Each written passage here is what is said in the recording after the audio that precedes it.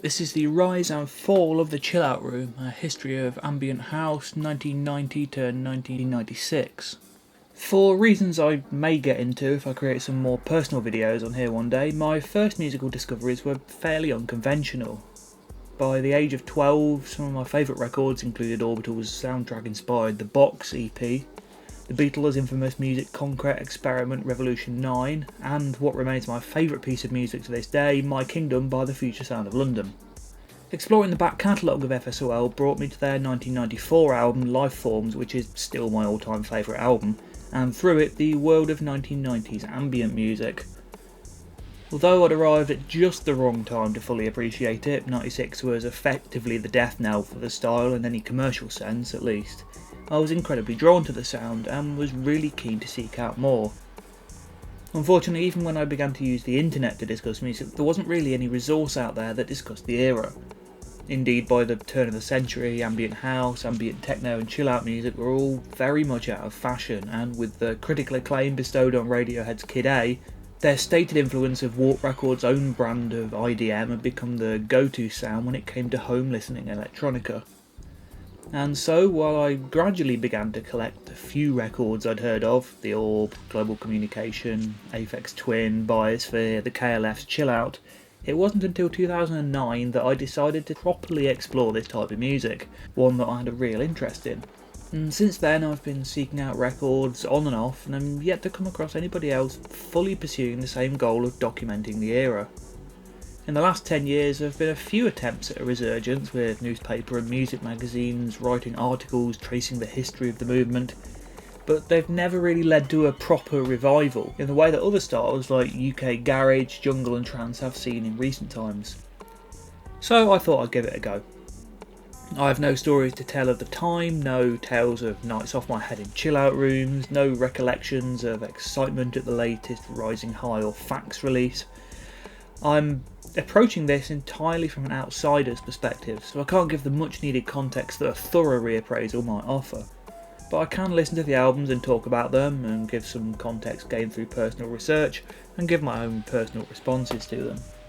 By 90s ambient, I'm broadly referring to the stuff that was, at the time, frequently referred to as ambient music. It's not drone, it frequently isn't the gentle, generative music of Brian Eno, and it didn't have the anti-rhythm agenda that some ambient fans still seem to live by these days.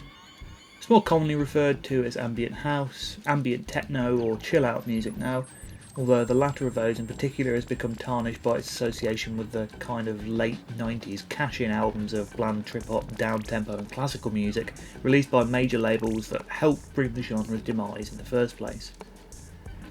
It's ambient music closer to the definition in Brian Eno's liner notes for On Land than the ones for Music for Airports.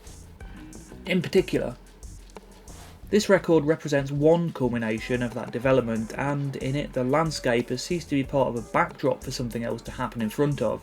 Instead, everything that happens is part of the landscape. There is no longer a sharp distinction between the foreground and background.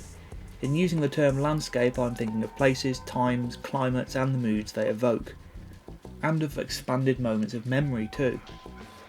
One of the inspirations for this record was Fellini's Amarcord, I Remember, a presumably unfaithful reconstruction of childhood elements. Watching that film, I imagined an oral counterpart to it, and that became one of the threads woven into the fabric of the music. What qualified a piece for inclusion on the record was that it took me somewhere, but this might be somewhere I'd never been before, or somewhere I'd only imagined going to. Lantern Marsh, for example, is a place only a few miles from where I grew up in East Anglia, but my experience of it derives not from having visited it, although I almost certainly did, but from having subsequently seen it on a map and imagining where and what it might be. When I was in Ghana, for instance, I took with me a stereo microphone and a cassette recorder, ostensibly to record indigenous music and speech patterns. What I sometimes found myself doing instead was sitting out on the patio in the evenings with the microphone placed to pick up the widest possible catchment of ambient sounds from all directions, and listening to the result of my headphones. The effect of this simple technological system was to cluster all the disparate sounds into one aural frame. They became music. Listening this way, I realised I had been moving towards a music that had this feeling, As the listener, I wanted to be situated inside a large field of loosely knit sound rather than placed before a tightly organised monolith, or stereolith for that matter. I wanted to open out the aural field, to put much of the sound a considerable distance from the listener, even locating some of it out of earshot, and to allow the sounds to live their lives separately from one another, clustering occasionally but not musically bound together. This gave rise to an interesting technical difficulty. Because recording studio technology and practice developed in relation to performed music, the trend of that development has been towards greater proximity, tighter and more coherent meshing of sounds with one another. Shortly after I returned from Ghana, Robert Queen gave me a copy of Miles Davis' He Loved Him Madly. Tia Macero's revolutionary production on that piece seemed to me to have the same spacious quality I was after, and like Amarcord, it too became a touchstone to which I frequently returned. As I made these pieces, I began to take a different attitude towards both the materials and the procedures I was using. I found the synthesizer, for example, of limited usefulness because its sound tended towards a diagrammatic rather than organic quality. My instrumentation shifted gradually through the electromechanical and acoustic instruments towards non-instruments like pieces of chain and sticks and stones. Coupled with this transition was an increasing interest in found sound as a completely plastic and malleable material. I never felt any sense of obligation about realism. In this category I included not only recordings of rooks, frogs and insects, but also the complete body of my own earlier work. As a result, some earlier pieces I worked on became digested by later ones, which in turn became digested again. This technique is like composting, converting what would otherwise have been waste into nourishment. Now that's a long quote, but I feel it was important because it gets to the root of what I'm talking about with ambient music here. To me, it's a superb description of ambient music in its broadest sense, and what it has come to be. It's not merely the music as ignorable as it is interesting, adding to an existing environment, but music that creates an environment in itself, one freed from conventional musical structures, instrumentation and production techniques. Note that at no point does Eno once suggest that ambient music should be free of beat or rhythm. A significant amount of 90s ambient music fits the criteria of Eno's 1982 explorations. While in this series I will be covering some music which ultimately sits somewhat outside even this broad definition of ambient, for the most part I will be trying to stick to music that offers at least some of what Eno posits as music with a sense of place or location. By the end of the era, I'm using 1996, I'll be contrasting this with the types of music that came to replace ambient. As many will know, the origins of ambient house come from the chill-out rooms of London's nightclubs in the second half of the 1980s. More specifically, Jimmy Corty and Alex Patterson's White Room at Paul Oakenfold's Land of Oz Acid House Night at Heaven in Charing Cross.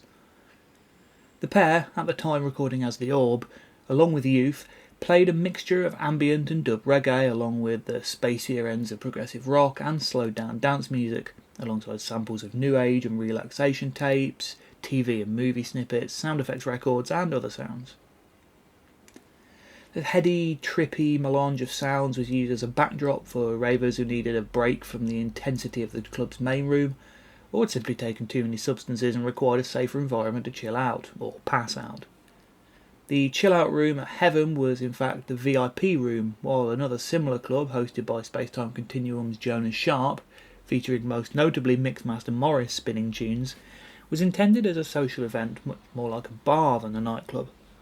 The concept of the chill-out room in many ways evolved from the music rather than the other way around. Matt Annis's Story of Chill-Out Music, 1988-95, originally published by the Red Bull Music Academy Daily in 2016, documents the history of the era brilliantly and includes Bill Drummond's original definition of ambient house, sent out with initial copies of the KLF's Chill-Out.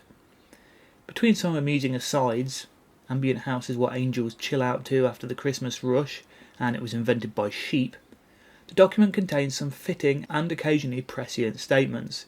Among its many attributes, ambient house is not new age or dance music, is impossible to constrain within the limitations of the 7-inch radio playable single, ironic given that Drummond later decided that the 7-inch radio playable single was the pinnacle of music. It celebrates the sound we have heard all our lives but never listened to, and it's the first major music movement of the 90s. It's also dismissed as something that was big last month. Alex Patton was much clearer about the reason behind the name. It was either come up with something to describe what we were doing or get lumbered with a genre or style name we didn't want. Coming from working at EG Records, where the word ambient was bandied around a lot, I knew it just had to be in there somewhere. Pretty sensible really, although I'm not sure any of them knew just how much of an impact this decision would have. The four aforementioned players were a reasonably close-knit group, with Youth and Patterson being school friends who'd worked together in Killing Joke. Alex was a roadie, while Drummond and Corty's KLF was linked in by Corty and Patterson's work as the Orb. The group Youth would also go on to join. The Orb's early releases were broadly acid house based. It was after a trip to Brighton with a sunburned Corty nursing sunstroke that the beat was removed from a track they were working on in order to provide a more relaxing atmosphere. This piece, initially called Loving You, after the mini Ripperton sample used liberally throughout it, would go on to become a huge ever-growing pulsating brain that rules from the centre of the Ultraworld, which is generally considered to be the first proper Orb single. Released in 1989, the back cover sported the phrase Ambient House for the E generation. The track was immediately popular and caught the ear of John Peel. The Peel session was booked, and millions of Radio 1 listeners were introduced to the world of ambient house. Brain is an Orb classic and in many ways went on to define the sound of ambient house. While the 90s ambient movement would spawn its own range of subgenres and radically different approaches, the one that tends to get talked about the most began with this piece. A large number of imitators would appear in the following years using a synth and a couple of samples to knock together basic collages combining vaguely Tangerine Dream-esque sequences with snippets of NASA moon landing speech and jungle sound effects. But it started here and was rarely done better. It's actually a remarkably scrappy piece of music in its own right, the synth sequence often modulating sharply up and down for a moment, the Ripperton sample not really fitting the piece's key or tempo, and many of the samples being laid on with relatively little care for structure. Of course at this point the Orb were operating out of Trans Central, the KLF squat in East London, with little in the way of expensive equipment. And the track is a live jam, tracks laid down then performed in the mix, as much chill-out room DJ set in miniature as studio production. This of course gives the piece a lot of its charm. It lacks the cold precision often attributed to electronic music, and the almost lo-fi approach to production gives it a wonderfully analogue feel, with a sense of not quite knowing what will happen next. Alongside the usual suspects, ocean waves, space rockets, church bells, are more whimsical samples including alarm clocks, chickens, and Ripperton herself, whose Loving You is an utterly bizarre song in its own right.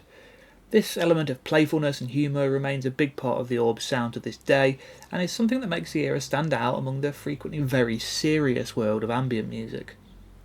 The beat doesn't properly come in until the last 5 minutes of the track, a mid-tempo breakbeat that propels the main sequence forward briefly. The 1989 12-inch came out on Wow Mr Modo, a label run by Patterson, Youth and Adam Morris, aka Mr Modo. The label mostly released Orb music, although put out a selection of other releases for a short period of time, many of which fit in the houseier end of ambient house. On the A side of the single was the original version of the track, labelled Orbital Mix, nothing to do with Paul and Phil Hartnell's Orbital. The B side featuring two alternate mixes. Both the Bucket and Spade mix and Wire's 6 Scared of 7 mix focus heavily on breakbeats, and at 5 minutes each could easily be just snippets of a longer, beat-driven take of the track. They're fine, but largely inessential. With unprecedented success of the initial pressing, and much demand following the popular John Peel session, the track was licensed to Big Life, who partnered with Wow Mr Modo, reissuing the single in July 1990, back with a new set of remixes. Among these are the Orbital Dance Mix and its corresponding radio edit, which were no doubt to give the track more of a commercial appeal. The beats are chunkier and run almost entirely throughout, as well as a range of new samples. The full-length Orbital Dance Mix opens with a 2-minute atmospheric section built around the Ripperton vocal atop field recordings, which keep the ambient nature of the group very much present. Amazingly, this section is present in its entirety for the edit, taking up more than half of the 3-minute runtime. What could have simply involved adding a beat to the original track instead resulted in a radical new arrangement, which is a worthwhile listen alongside the main version. The Orb Remix 1 is the first use of the Orb Remix name, an amusing play on Orb Remix, that Patterson and his cohorts would use throughout their career. This is basically a short, beatless remix of the Orbital Dance version, featuring additional samples and synth parts from that mix. It's a nice addition, and certainly a more worthwhile B-side than those on the '89 release. Finally, there's the original mix of the track as a single track 20-minute CD single. A direct comparison shows it to be a subtly different version to the live mix Mark X that graces the band's debut album, although it's mostly the lack of a few samples near the end of the track. Quite likely very few people have ever even noticed. The Ripperton sample was replaced by a Sound-alike re-recording for the album after her label provided a cease and desist. The single was reissued in 1994 as Big Life made as much as they could from the Orb's back catalogue before the rights were sold to Ireland. The art is reasonably simplistic, a spaceman and starfish image, the latter ironically close to Orbital's Scribble logo, with some striking typography. The two CD editions are labelled Compact Disc for the original and Compact Disco for the Orbital dance mix, but they're most notable for being Ian Anderson's Designers Republic Studios' first contribution to the ambient scene. It would be far from the last. The studio had been active since the mid-80s, and some elements of their later designs are clearly visible in this era, especially the typography on sleeves for the indie pop band The Darling Buds. Throughout the 90s they would go on to define the look of British ambient techno and IDM, creating iconic sleeves for labels like Warp, RNS and Emit. Anderson continues to work under the name to this day, and provides art for Warp, Touched and other IDM labels. This would be the only release by the Patterson and Corti version of the Orb, with Patterson fearing it would be seen as a KLF side project, especially in the light of their increasing popularity. A one-off it may have been, but it made its mark and is a milestone in the story of ambient music. The second major ambient house release was the one that came packaged with the genre's definition, the KLF's Chill Out. Musically, Chill Out is a lot more ambient than it is house. Certainly the pulse of dance music is present at times, but this is pretty much a beatless record, and one suited entirely to chilled out home listening. The title itself may suggest something closer to one of those late 90s cash-in compilations, but this is pure 90s ambient. Alongside the early Orb records, this album will go on to define the sound and the era. Even more so than the Orb's ever-growing Pulsating Brain, Chill Out is very much a DJ mix. Indeed, it was recorded live with the tracks dropped in and out of the mix alongside samples. According to the band, numerous takes were made, them having to start again every time a mistake occurred. While only Drummond and Corti are credited on the sleeve, Alex Patterson claims to have been at least partially responsible for the final mix. While there's some humour in the form of the slightly odd appearance of barring sheep, as well as the recurring use of the band's famous Justified and Ancient refrain, most famously sung by Tammy Wynette, it's a more serious record than the ones Corti and Patterson had worked on as the Orb.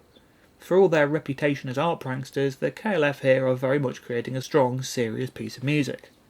The CD edition presents the album as a single 44-minute track. In the UK at least, the Wax Trax US version splits it into its 14 constituent parts. The different movements are signified by the track times. These movements are titled according to an imaginary journey along the south coast of the US. We basically saw the album as a journey, and when we had to come up with titles for each of the passages, we sat down with a map and planned a route across America as a guide. The titles were designed to express some of the emotions of a particular piece of music, but I've never been to those places. I don't know what those places are like, but in my head I can imagine those sounds coming from those places just looking at the map, says Bill Drummond. Drummond's wording there remarkably similar to Eno's sentiments in the on-land liner notes I quoted at the start of this video. The KLF only ever wrote a handful of tracks. Almost everything on Chill Out had either been released or was in the works as a pure trance track. These would later go on to be reworked as Stadium House for the White Room, and were in the process of yet another transformation in the form of the guitar-led Black Room sessions when the group split.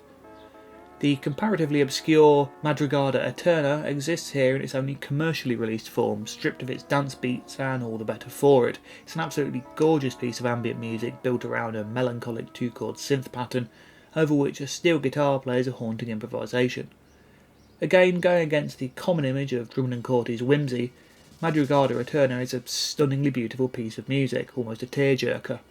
The piece is overlaid with spoken samples, most strikingly a news report of a car accident, which could seem crude in another context, but it's heartbreaking here. The album is also bookended with brief sections of Madrugada, making it feel like Chill Out's main theme. The different movements are linked by sounds of the train taking its journey from the Mexican border, giving the record a strangely literal soundscape in a way very few albums do. It's common to mentally associate locations and narratives to this kind of music. I'll be doing that myself in this series, but this is one case where it's very much intended. On our journey we bump into Elvis, Who's in the Ghetto drifts by on the wind, while the Madrigada steel guitar returns to guide us on our voyage once more. Meanwhile, the band's number one smash, 3am Eternal, is broken down into its constituent parts, forming the backbone of 3am Somewhere Out of Beaumont, a droning 9-minute piece built around layers of vocals and field recordings, occasionally joined by Fleetwood Mac's Albatross, which, in this context, loses its lazy, uplifting tone and becomes strangely mournful. Once again, it's a haunting and incredibly moving piece. Occasional bursts of rhythm bubble up from the murk, but they soon disappear and never detract from the hazy mood. Years ago, I frequented a forum for electronic musicians, and a discussion came up between a house producer and an ambient producer about whether they could approximate each other's styles, the latter warning that there's more to ambient music than simply removing the beat from a dance track. And while that is exactly what's being practiced here, the origins aren't actually far off. In March 1990, Jimmy Cauty explained how much of the album's material came out. We did a mix of a house track, left the drums off by mistake, and suddenly realised that the house pads and chords sounded brilliant without the beat. So we decided to do a few more things like that. Under this particular track was Last Train to Transcentral, unreleased at this point, because its appearance, as both Wichita Lineman was a song I once heard and Transcentral Lost in My Mind, are the closest to their rhythmic cousin of any pieces here, with bold synth arpeggios, string melodies, even snippets of Bill Drummond's spoken word. These tracks could have fit as ambient mixes on the Last Train CD single should the band have wished. Despite the tonal shift, the strong harmonic content fits with Chill Out's mood, and the variety suits the collage nature of the album. At every turn there are new samples, throat singing, children playing, snorting pigs, aircraft flybys, ranting televangelists.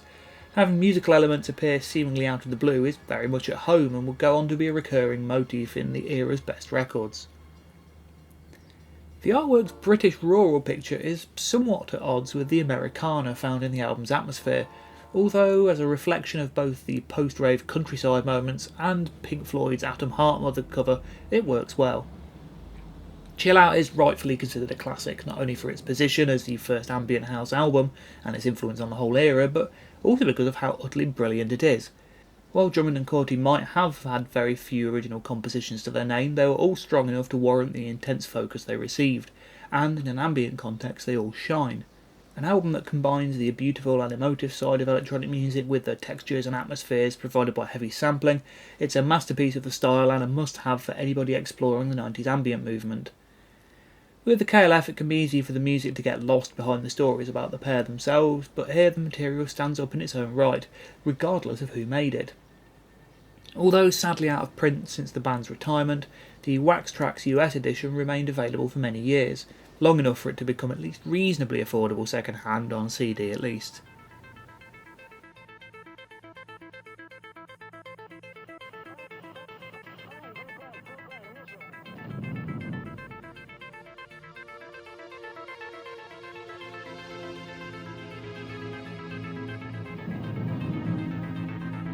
Space by Space, the last of the three formative ambient house records loosely centred around Jimmy Cauty, is Space, released under the name Space. A record for 14-year-old space cadets to go and take acid to for the first time, according to Cauty. Space is effectively half of the debut Orb album. Stories vary as for the exact reasoning behind Cauty and Patterson's split, although the most frequently cited is that Cauty wanted to release Space on KLF Communications, and Patterson was wary of the Orb being seen as a KLF side project. Fans have speculated that the Earth Gaia track on the Orb's debut album was intended for this record, which is why there's no Earth present. This isn't the only story behind the origins of Space. Cauty once described the album as being improvised by him over the space of a week. In contrast, Youth mentioned an argument between the two musicians which led to Cauty removing all of Patterson's material from the record, leaving Alex mortified. The idea of the album having stuff removed certainly fits, as it's very sparse in places, with 8 movements, each named after the then 8 extraterrestrial planets in the solar system. The album is presented once again as either 1 or 2 continuous tracks, depending on the format. This probably works to the album's benefit, as it means brief, abstract drone sections like Mars and Venus don't seem as bereft of ideas without their own indexing. Much of the album is heavily synth-based, performed on Oberheim keyboards, which makes it stand out somewhat from Orb and KLF material of this era. After brief, sparse opening drones and whooshes, Mars is the first full composition of the album, recalling in some ways the Berlin School cosmiche space music of the 70s and early 80s, an arpeggiating, modulating synth line and sinister string pads. It's a piece dripping with foreboding and the kind of music one might very much expect from an album about space. In the crowd who are likely listening to the album, it may have seemed more original than it actually is.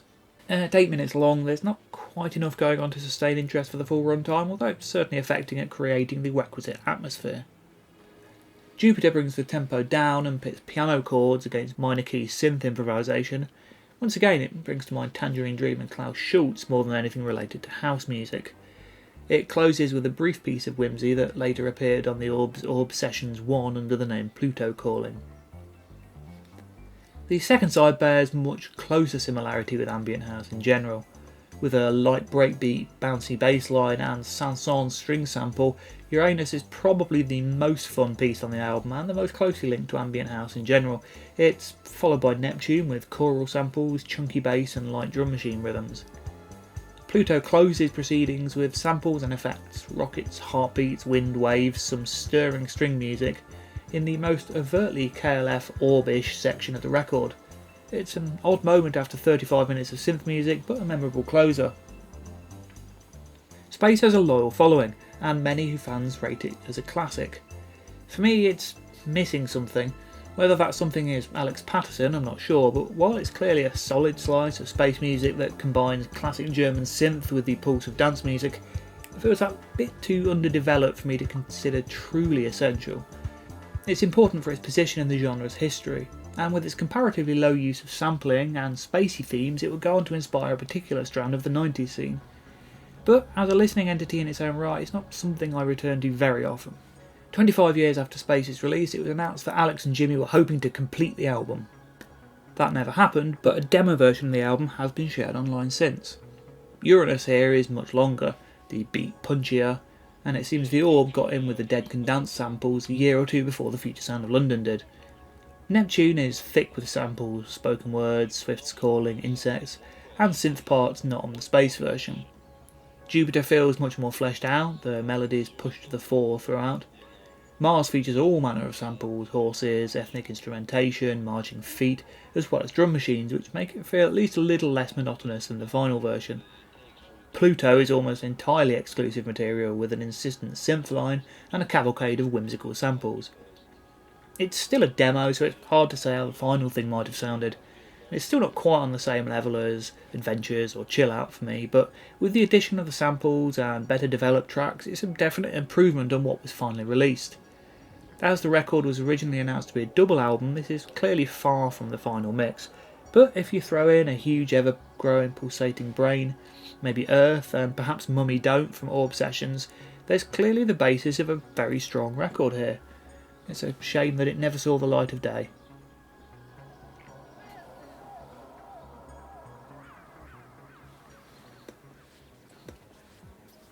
With such a successful debut single, the loss of founding member Jimmy Corti wasn't going to stop the Orb. By this point, Youth was on board, and while his tenure wouldn't be any longer than Corti's, he made his mark by contributing to what is probably the Orb's most famous song. Not that many people know that. For many years it appeared to have been attributed to Orbital as frequently as the Orb online. I remember one of the Hartner brothers talking about a time a family friend asked to have his copy of Little Fluffy Clouds signed. At this point, Patterson & Co. stopped naming their mixes Orbital Mix, which doesn't seem to have helped the confusion in any way whatsoever. With its opening cockerel call and spoken sample about sounds of the English countryside, the Orb set themselves out as purveyors of English whimsy electronica, although Ricky Lee Jones's American drawl soon puts pay to that.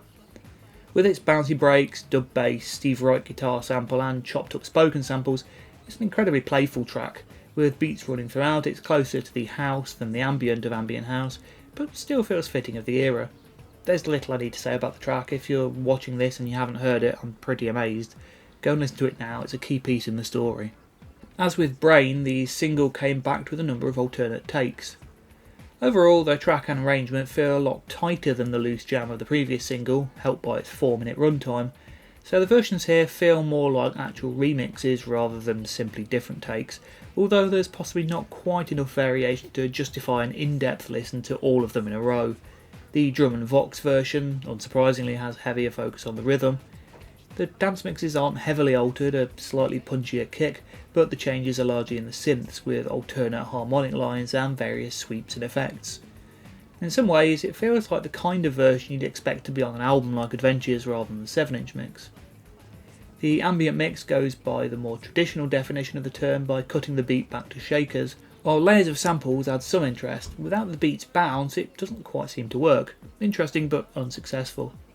The 1990 single features a couple of remixes of then unreleased album track Into the Fourth Dimension, neither which does anything dramatically new to the piece. The following year, Little Fluffy Clouds was reissued in the US, backed with remixes from Cold Cut and Pal Joey.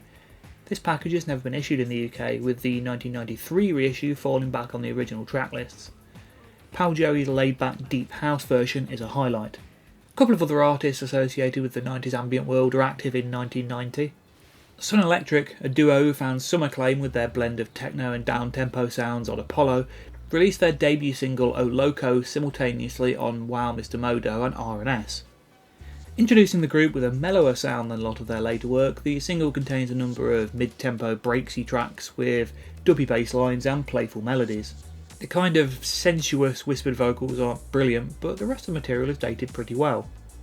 Other than a few drum samples and the aforementioned vocals, everything here is synthetic, which sets it apart from the likes of the Orb and the KLF, and it falls closer to what would later be called down-tempo than one of the ambient styles of the era, but it also features, between its 1990 release and 1993 reissue, 8 different remixes by the Orb. These were created at the point when the group was fracturing, with Jimmy credited as Gavin Corty as to obscure his involvement, and with Youth on board during his initial short-term spell as band member. The 8 versions add up to 50 minutes, making this a sizable slab of Orb material, and if there's not quite enough material over the runtime to make it feel like an Orb record especially, it does give an idea of how productive the outfit were even at this early point. Part 3 features some atmospheric choral samples, while Part 4 is the beatless mix, built around dubby bass and piano. Recorded at Trans Central, they have a kind of lo-fi murk that suits some of the dubbier samples. Again, they're more ambient adjacent than anything, but these tracks mark an interesting development of the artists involved. Another tie-in with the Orb is the presence of Thomas Fellman, future Orb mainstay, who edited the tracks and mixed the hyperfloral version. Morris Gold, better known as Mixmaster Morris, had become one of the key DJs in the early world of ambient house. There was a friendly rivalry between him and the Orb, and he happily took over in the VIP room at Heaven when the Land of Oz was moved on. Unlike Patterson and Company's DJ sets, Gold was as interested in live performance as spinning other people's tunes, and he had taught himself how to play acid house live. Still quite a novelty in the era of PAs. For his original music, he took the name The Irresistible Force, and became a notable name on the live scene. One show, performed in tandem with lifelong friend Ramjac Corporation, the pair sharing gear and alternating so they had time to prepare their tracks, was recorded and released on vinyl in 2022. I'm not going to get into format rivalry, but it does not seem odd to release such a flowing, unbroken live set on a format that puts a gap in the middle. The Ramjac tracks are the more upbeat. Although this isn't exactly full on acid, the tempo's still on the lower end of things, the vibe's surprisingly gentle. Think the mellower end of US dance music and much of Orbital's debut album. But it's the Irresistible Force tracks that bring me here. While tied to the beat for a lot of their time, they do have an airy spaciousness, twinkling arpeggios that make the music float, a playful ear for melody, and a use of acoustic percussion samples that moves the beat away from the dance floor and into something more exotic. The amusingly named Let's Go Swimming is bouncy and also childlike, with field recordings complementing the joyous memory. In his second Untitled medley, Gold drops the beat entirely a few times. Around 33 minutes you can hear the root of his project's most famous sound. It's a primitive work, rough around the edges, and the Irresistible Force sound is still in development, and the relatively lo-fi recording kind of suits it. Not an essential recording in its own right, but a fascinating insight into the development of one of the scene's most important names.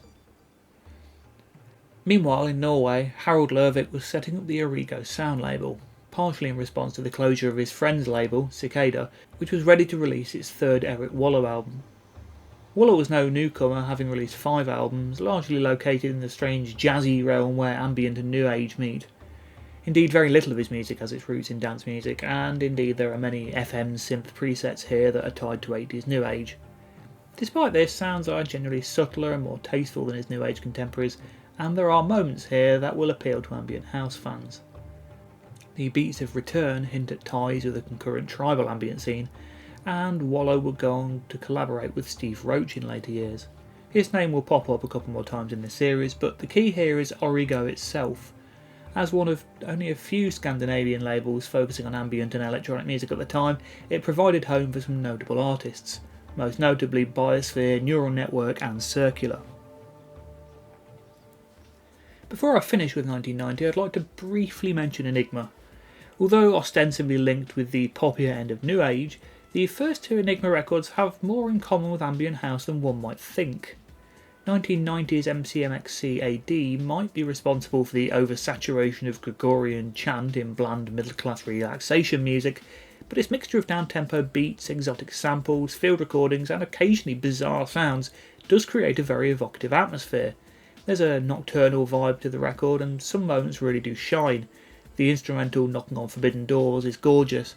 The voice in the snake is genuinely sinister, while Way to Eternity is dripping with atmosphere. One can almost imagine being in damp woodland on a moonlit night somewhere in Europe in the 14th century. The album was promoted by a couple of singles. Sadeness features a fairly cringy industrial tinged remix and a pleasant tribalish version called The Meditation. 1991's Mea Culpa is curious, with the single version incorporating elements of several other album tracks, effectively being a mashup between Mea Culpa and Back to the Rivers of Belief, in a creative move which looks ahead to similar alternative mixes by the likes of FSOL and Underworld. Amusingly, the original is called the Catholic version. The album itself flirts with strangely heretical ideas, quoting both the Marquis de Sade and religious texts, leading to a truly strange vibe. Yes, it's pretty cheesy in places, but it's an oddly creative and unique album. Frank Peterson left Enigma after this album, leaving Mikael Cretu to incorporate breakbeats and world music elements on the more ambient house adjacent second album. Peterson took the sound of MCMXCAD and added pop elements for his project Gregorian's album Satisfaction. Avoid that at all costs. At the end of 1990, ambient house was still a very small thing. The only truly notable releases all had some tie to Drummond, Corti and Patterson, while chill-out rooms were still on the rise, and there was little evidence that this would become a lasting phenomenon. And while 1991 would be a relatively quiet year too, it did add a couple new artists to the roster, as well as a ton more orb. And more on that next time. Thank you for listening. I love to hear your comments on the releases I've discussed so far, and ambient house in general. Also, please do subscribe to my channel. I am also discussing the history of the future sound of London, along with a range of other interesting and non-interesting nerdy topics. And like and share this video. And I will see you next time for 1991.